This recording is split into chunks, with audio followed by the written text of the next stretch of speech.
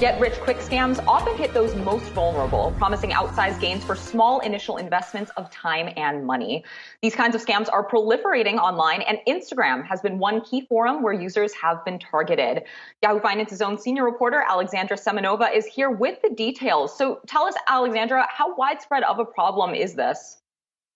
Well, Emily, if you use the social media platform Instagram at all, it's likely at some point you've seen users post endorsements for get-rich-quick investment schemes. Maybe you've even received a message directly saying that you could double your money in an hour if you just invest in some sort of new cryptocurrency. But these money-flipping endorsements are all part of an elaborate scam that has become widespread on Meta's social media platform. How it works is hackers will steal a user's account, take elaborate measures to impersonate the user using their own photos, reach out to friends and loved ones and get them to wire over money to them, promising that they'll get some sort of big investment returns on this scam. So once they convince someone to wire the money over, they then tell the user that they have to record a video of themselves in order to get that money back, essentially blackmailing them into recording these hostage-style-like videos promoting the same exact scams. And once the hacker does that, they use that video to then impersonate the new victim and do the same with their network, and that cycle continues. Now, the people that I spoke to whose accounts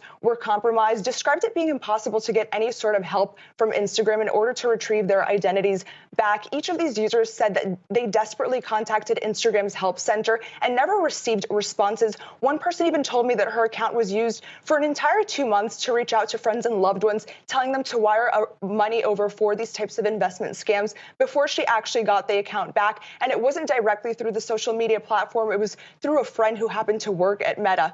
Now, I reached out to Meta, and a spokesperson acknowledged to me that although they are working to stop these types of bad actors, they could be doing more to prevent these types of scams. Emily? Wow, so why are these scams so prevalent on social media platforms?